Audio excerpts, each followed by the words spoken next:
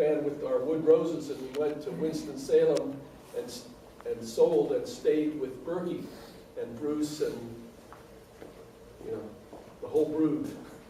Everyone was there. It was really beautiful. And then on Monday night, I was playing some games with Dan and Yami and John and different people there. And then Bergie said, oh, tomorrow night at our church, you know, at the center, we're having a landmark meeting. And John, what do you think? Would you like to come to, we're going to have a special introduction for a landmark. And, you know, you know how Bergie is. She's so sweet, and I'm sitting there on the couch, and it's just, you know, and she says, yeah, it'll be tomorrow at 6 o'clock, and there'll be, there's going to be special speakers from Landmark there, and then I have some guests, and they're expecting some guests to be there, so, and it'll just be for, it's two parts. There's an hour and a half in the beginning, but then after the hour and a half, if you don't feel like you want to stay there, then you can leave, but then there's the second half. The second half is going to, the first half is to give you a taste, a flavor of what, you know, of what the Landmark is about. And then the second part is more of an explanation about the seminar, you know, where it's going to be, you know, how to sign up for it, etc. But you don't have to stay for that part if you don't want to.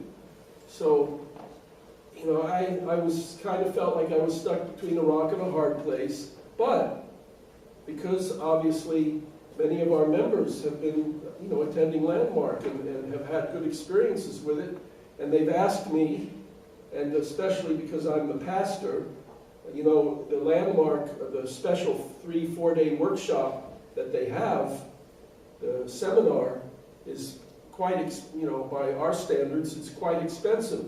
But as a pastor, they want to let me go for free. So, you know, that was always the carrot being dangled in front of me, you know. I don't care about that really, believe me. But I thought, okay, this is interesting. Yes, Bergie, I'll go there tomorrow. Even though, you know, we were only going to be with Bergie 2 nights.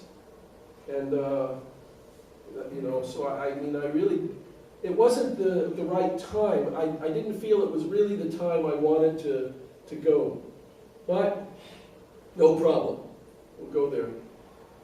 So we sold all day long, and then we went to there, and there's this interesting guy. He's about 55 years old, I guess, and he's a professional. He was a doctor, and he's done different things, and now he's into movie stuff, and you know, he's, you know, nice guy, and he's going to be presenting.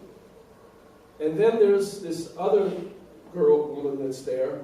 She's probably in her 30s, and she's a very close friend of Bergie, and her and Bergie have been doing this whole Landmark thing for the last year together. And you know, they partner together, and they do this, all the different levels of training, and you know, there's expansive training. And so she was there to kind of help this guy. This guy was being like newly trained to present the material. So when we got there, it was just myself and Sharon and Bruce. Bruce was there because he had to open up the building. So, okay, so we're waiting for everyone else to get there. No one else got there, okay? So basically, it was all for me. You know, no one else was there. Her people didn't show up, Bergie didn't have anybody else. Bruce was there, and before the service began, Bruce comes up to me with the key to the building, and he says, "Hey, John, you wouldn't mind locking up when it's over, would you?" And I just, inside, I was just smiling to myself, you know, because of course what this means is Bruce is taking off, and he's not, you know, so I'm not going to leave after the first hour and a half. I'm going to be there for the whole 3 hours, whether I want to or not, because I'm the one that's going to lock the building up, you know. But I didn't say any of this to Bruce. I took the key, I said, "No problem, Bruce." And I stuck the key in my pocket. And I just kind of laughed. I thought, oh, this is interesting, because this is God doing this, you know. God wants me to be here, you know, and there's these little circumstances happening. I said, "Oh, no problem." So, you know, the guy gets up and he starts presenting the material. and I am not going to go into any detail. But, you know, it was interesting. He's drawing circles. He's explaining about, you know, there's things that we know, and then there are things that we know we don't know. But the biggest amount of knowledge that exists is the knowledge of things we don't know that we don't know. And he goes on to explain things like, you know, as we're growing up and we have many kinds of experiences, and we attach all kinds of feelings to those experiences, and then we bring these past experiences into our present. And then sometimes we bring our past experiences and the feelings that we had from them, and we bring them into our future. And because of that, our future is tainted, or our future is not, you know, pure. And so he's talking about, at Landmark, we're going to learn how to get rid of all of these past experiences and make a completely new, a fresh beginning. Anyway, I'm listening, you know, and 30 minutes, 40 minutes, an hour and a half, and it's very interesting, but there's something so familiar. You know, I've heard this before. You know, I understand this. Scientology. You know, I'm feeling it, you know. Anyway, the session's over, you know, and of course it's focused on me, because Sharon is sitting next to me, but Bergie and everyone knows that Sharon's already been there. And it's not about Bruce. Bruce was sitting there for the first half, and then he took off, you know. So then the second part is more talking about the actual seminar itself. You know, this is where it's going to be, you know, blah, blah, blah, this is, and on. And then they have this, they hand me the registration form and say, so, you know, don't you want to make a new beginning? Don't you want, you know, blah, blah, blah. It was very, you know, powerful kind of pressure. You know, sign up right here, you know. And I said, well, just a minute. And I just said, look, I said, I appreciate everything you're doing here, and this is very interesting, and I've wanted to attend this introductory, and I have people that are, and I told her, I said, but I've been manipulated into being here. You know, this was you know, I was railroaded into coming here tonight. I kind of told her that, right? And she said, what? Oh no, we don't want anybody to feel that way. We only want people to be here that want to be here, you know? And I said, no, wait a minute, don't worry. I said, it's not your fault, it's not you. I said, these are circumstances that brought me here. I said, this has been something that has been coming for more than a year. You know, for more than a year now, you know, people have been, you know, throwing the hook out and wanting me to come to Landmark. So I said, no, don't misunderstand me. This is something that God manipulated, you know. And it happens that this particular person that Bergie is hanging out with, she's kind of a fundamentalist Christian, okay? She really, deep inside, she has this very fundamental kind of Christian background. The gentleman that was there, he's not a religious or spiritual person. He's very, you know, intellectual, and like he's very enthusiastic and energized, and you know, he did a pretty good job, but she was in the back the whole time reminding him of certain things to say and not say and so forth. But to make a long story short, I just told him, I said, to be very honest with you, I am not prepared at this moment. I'm not going to sign up and agree to go to this seminar at this time. I need to pray about this. I need to really think about this and consider this. But I really appreciate that we were here. I appreciate hearing this much about it. But at this particular moment, I don't, you know, I'm not going to commit myself to this, okay? The next, you know, 4 or 5 days, you know, the beginning of this middle of December, whatever. And, you know, I'm sure, you know, she was so-so, but, you know, it was no problem. You know, he was, you know, it's okay. So after this experience, I really started, I had to get into the computer, I had to do some research about this. So I prayed about it, thought a lot about what's going on, what is happening. Because you need to understand, we just had this, or on a personal level, I was very affected by True Mother's sharing with us, okay? And it was, serious, and it was deep, and it was, profound. And I spent the better part of Monday and Tuesday after that Sunday, praying and kind of writing my own letter to Mother.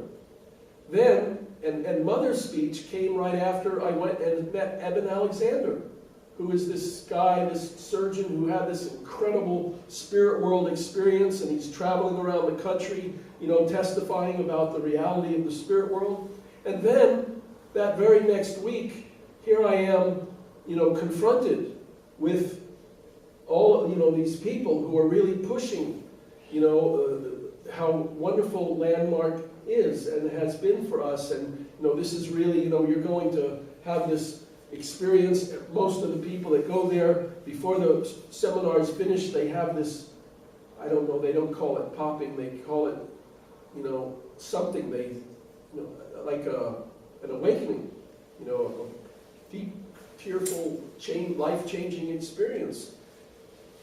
So I thought a lot about it, and I did a lot of research about this, and that brings me to the topic of us and them.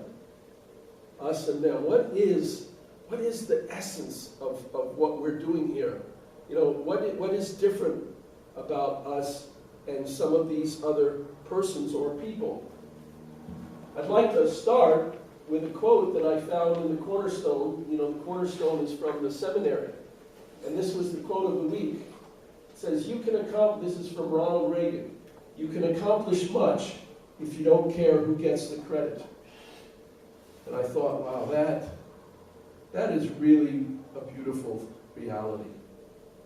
If you really don't care who gets the credit, if you're just concerned with what's going to work, what's the truth, what's the best thing for everybody, and you're not concerned about your own ego and who's teaching what, and who said it first, and who's going to get paid for it, or etc. If you're just really focusing on, what you want to accomplish, then a lot can be done. Otherwise, we get lost. So I thought about that before I started talking about, there's so many, during the 1970s when I joined our movement, and in the 80s, there's so many, this was one of the books that I remember reading, How to Win Friends and Influence People. This is very famous, Dale Carnegie, and he was a very famous motivational speaker. There were people like Guru Maharaji who came and influenced the Beatles, and during the 70s, while those few of us were connecting to the Unification Church, there were people out there that were, Scientology, the Hare Krishna, and so many different groups and organizations. And there are movements, and some of these movements are very profound and powerful and important and serious, and yet, from a certain perspective, we might even call them unprincipled, but they are there. They are groups of people that come together centered on a cause or a purpose that they believe is important, that they're connected to. And they create a group and an organization, and they have power. They have power because they have each other supporting them in their endeavors. So there's, marriage equality, movements for gay rights, etc. This is actually, I really like this particular bumper sticker. Think globally, act locally. Have a big mind. But in the end, be aware of your one-to-one personal relationships. And I believe that, in a sense, this is our movement. Our movement is telling us, really be aware of God and the whole picture, the big picture. But in the end, your interpersonal relationships, you're responsible for your own life. So, you can think globally, but ultimately we live locally. We live within our families, within, the people that are sitting next to us, our own communities. That's what's most important. So then the Landmark Forum, our powerful flagship program, is specifically designed to bring about positive and permanent shifts in the quality of your life in just 3 days. So I did the research and I found out there's a man, his name was Werner Erhard, but he was born John Paul Rosenberg. And he was a critical thinker, an author of transformational models and applications for individual groups and organizations. And he's written about integrity, performance, leadership, transformation. He's lectured at Harvard, Yale, all of these universities. Then, while for the last 15 years Erhard has devoted his time to academia, he was originally known for founding Erhard Training Seminars, commonly referred to as EST. Bob, do you remember EST? EST. You heard about it, right? In the 70s. So, okay. So, and he called it EST training, and then from 1984 to 1991, it was called the Forum. And these were special 3, 4, 5-day seminars that he would put on, and mostly professional kind of people and intellectual people would attend these seminars, and celebrities, just like celebrities got involved with Scientology. And celebrities were attending these EST seminars, and they were very confrontational, and they were very, profound, but the material in them was what he himself, at some point in his life, if you look at his biography, he had an epiphany. He was driving somewhere in New York across a bridge, and he suddenly had very profound and deep realizations about his past and how he was dragging his past into his present, and he needed to, the things that, cleansing yourself, getting rid of your old ways and making a new beginning, thinking outside the box. He was exposed. One of his favorite books, he said, was Think and Grow Rich, and he also studied Scientology extensively, and he was a deep thinker himself. And when he attended several seminars based on Buddhism and so forth, and then he really thought about making his own seminar, and he developed the EST program.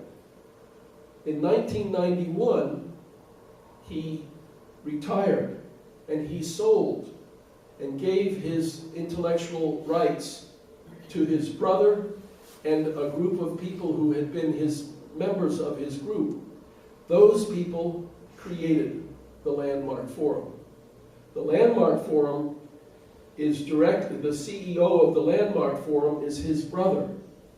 Now, I'm not saying this is a good thing or a bad thing. I'm just saying there's a connection. So if you're familiar with Erhard and his way of thinking and his approach and the EST training, then the Landmark Forum is, in fact, the EST training that has been kind of developed in such a way as to, it takes in considerations people's modern needs.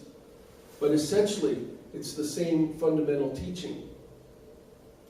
And the teaching is, it focuses on how to make a better self, improving your personal life.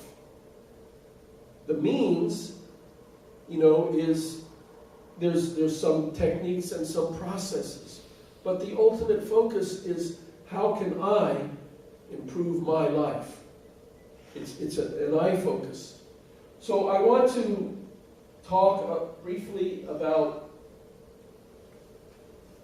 the principal and father and his position and his view of why he came and what he accomplishes.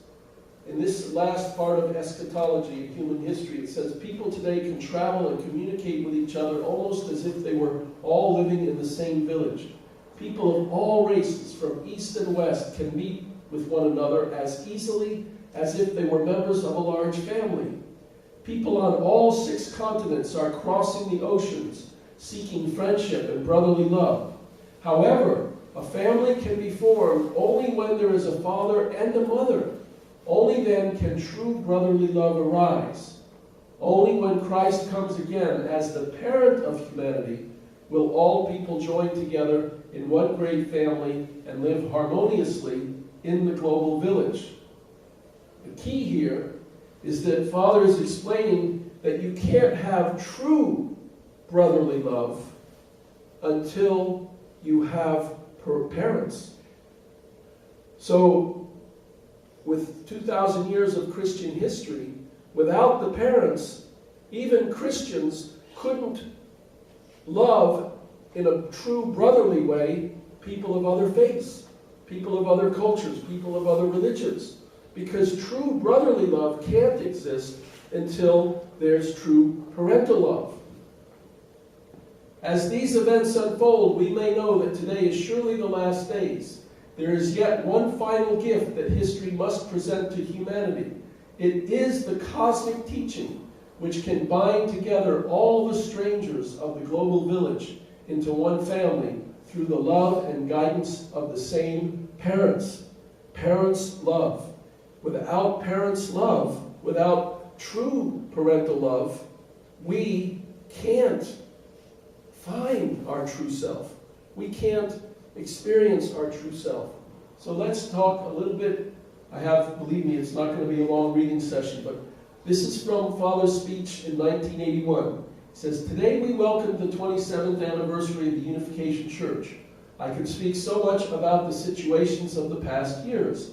Needless to say, our organization was founded not to accomplish certain personal goals, but to fulfill God's will."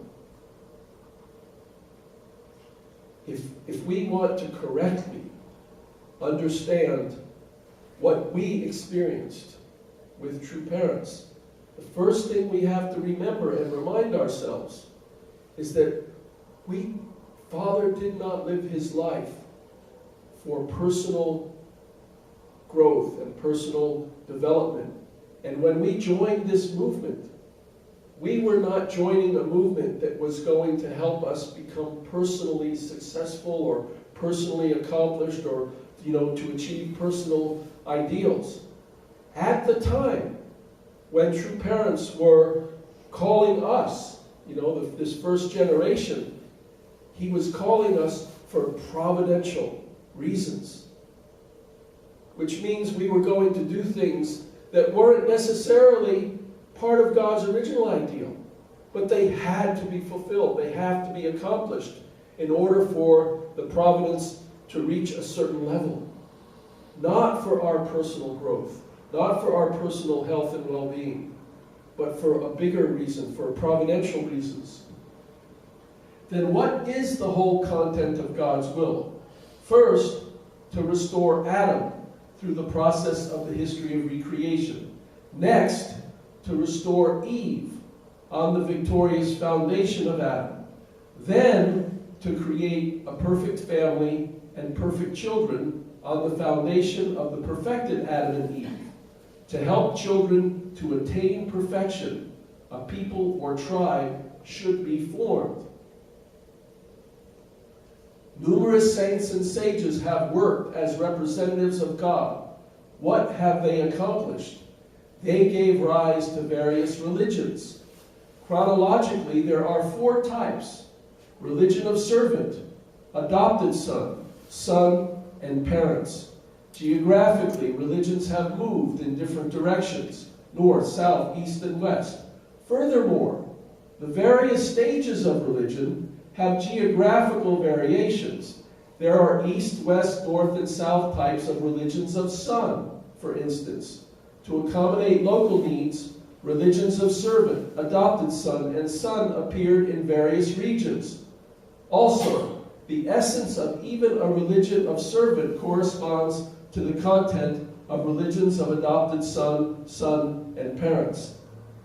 So Father goes on in this speech in detail to explain that the purpose of these people, all religions, come from a person who had some kind of, we could call it an epiphany, an amazing experience. Suddenly God spoke to them, or they had some realization, some profound, deep realization about something true that was connected to God. And then they went out and they testified, or they witnessed, and they said, this is God speaking. God said we should do this, or I experienced this. This is how we can know God, or this is the direction we should go. And then when people started to follow those people, then they would learn from them and inherit from them that same level of growth, that same level of artistic growth. In the beginning, our hearts were only like a servant. In fact, servant of servants. Then, as religion developed, then came the adopted son's standard of heart. Then, a son's standard of heart with Christianity. Jesus came as a true son, and he introduced the concept, God is my father, I am a son. God is our father, you can be a daughter. A son and a daughter. That heartistic relationship was what Jesus was trying to teach us and impart to us. But ultimately, Jesus was to become more than God's son. He had to eventually become a parent himself, to have his own children, so that he could fully experience God's unconditional parental love by giving it to his own children. And when that would be established on the earth, that would be the time that God's love would become present in this earthly world, in this physical earthly world. But Jesus couldn't do that during his lifetime. Whatever the religion may be, its goal is to fulfill God's will, and it follows a path toward the perfection of God's ideal of creation. That is the case even with the religion of servant. The religion of adopted son appears on the foundation of the religion of servant, but in a higher dimension. The same applies to the religions of sons and parents. This development is the center of the providence of salvation and the main current of history flowing toward the completion of the providence of salvation. There have been numerous historical courses. The Jewish religion and then Christianity have been the mainstream of religion. The period through Jacob's family established the moral responsibility of servant. Then the Old Testament period built the foundation for the adopted son position. Jesus came as the Messiah, the Son who can receive God's love. The Bible says that Jesus is the only Son of God, meaning that he is the first Son to be born centered on God's love. With such a background, Christianity became the central thread of world history, eventually forming the democratic world, which is preeminent in the civilization of the 20th century. So after thousands of years of history, where did we find ourselves in the middle of the 20th century? Christians had gone everywhere in the world. To some places they went and they died. And they weren't really accepted. Islam, the religion of Muhammad, the teaching, all over the different parts of the world. Buddhism, Confucianism, these main religions. But ultimately, through Christianity, through Jesus' standard, the world, all of the world, elevated to become like sons of God. The consciousness of people, the artistic level that people try to achieve, even in Muslim countries, even in communist countries like China. If you really get into those countries and you start to have give and take with people, you can see there's a closeness. You know, wherever we go, you know, Sharon and I, we lived in Russia. We traveled through, you know, very rural areas of the Soviet Union, what used to be the Soviet Union, and met people there. Even though, you know, they would call themselves communists in the past, artistically, everybody is the same. Everybody has the same level of consciousness. That's what God did through 2,000 years of Christianity. America is a nation that is on the foundation of Christian morals and values and principles. It doesn't matter. You can be an atheist, gay, you know, religion hater, but spiritually, your consciousness is very, very close to being God's son. Because your ultimate desire, your ultimate awareness, the level of consciousness that we find ourselves in near the end of the 20th century was right up there. What was missing? What's missing was that final level of artistic relationship, that unconditional, absolute assuredness that I am loved. I am absolutely loved for who I am. Whatever my past might have been, whatever mistakes I might have made, I can always trust that I'm loved by my parents. And I can make a new beginning, another start. I can try again. If I want to accomplish something, I can be forgiven and I can try again. Whatever mistakes I make. Now people say these are the last days. Jesus was to go on to the mission of parents after fulfilling that of Messianic Son. Christianity promises the bridegroom and bride as the fulfillment of the last days. Bridegroom and bride symbolize the religion of parents. Then what are the last days? The end of the period of sons and daughters and the dawn of a new era of parents. What is the desire of sons and daughters? To see the parents whom they had never met and to receive parental love from them. In the last days, their deepest desire is fulfilled. Parent. Why do people not want to have anything to do with God? Why are even Christians afraid of God? They are. They're afraid in many ways of God. You know, they're desperately clinging to Jesus because if they don't accept this Jesus, boy, when the last days comes, they're going to be in trouble. In a very real sense, Christianity is teaching that you have to be protected from God through Jesus. Jesus is protecting you from the ultimate judgment that God the Father is going to bring to this earth. Muslims, Buddhists, they have a very distant understanding of God as a personal being. But even the Jews or the Muslims, that same kind of understanding of God. God is bringing a judgment to this world. Someday God is going to make everything right, and He will reward those of us that have, followed the right way. But people are going to be punished if they haven't followed the right way. That is not God. That is not God. That is not true.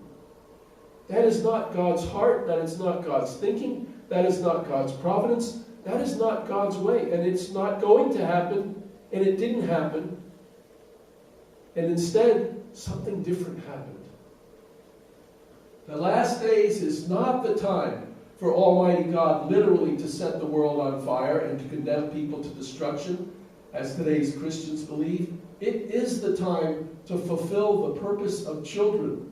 That is to complete salvation on the earth through the appearance of the true parents. It is the time to build the society, nation, and world centered on God's heart, God's family, and heavenly moral virtue.